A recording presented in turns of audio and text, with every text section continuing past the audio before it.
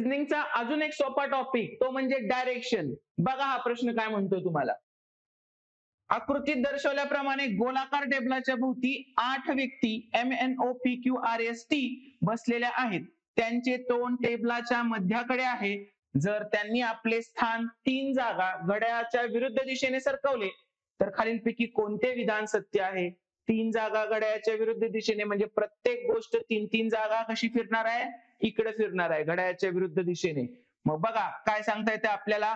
हे M कुठे येणार? 1 2 3 M इथं आलं की त्याच्या पुढचे सगळे ओळीने येणार. MTS RQT आणि O आणि N. आता एक एक वाक्य वाचू. N चे तोंड पश्चिमेकडे. N चे तोंड पश्चिमेकडे आहे का? नाही रे. आज बघतायत लोक. N चं तोंड कुठे आहे? पूर्वेकडे आहे. पहिला ऑप्शन चूक.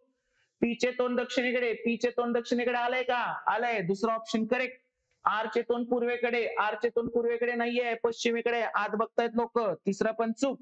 आणि O चे तोंड कुठं? उत्तरेकडे. O चं तोंड उत्तरेकडे आहे का? नाही रे. O चं तोंड कुठे आहे आपलं? हे आग्नेयकडे आहे O चं तोंड. त्यामुळे हे पण येणार नाही. याचं उत्तर काय येणार? Option number 2. तर अशाच पद्धतीने तुम्ही हा प्रश्नाचं उत्तर मला कमेंट मध्ये द्यायचं आहे.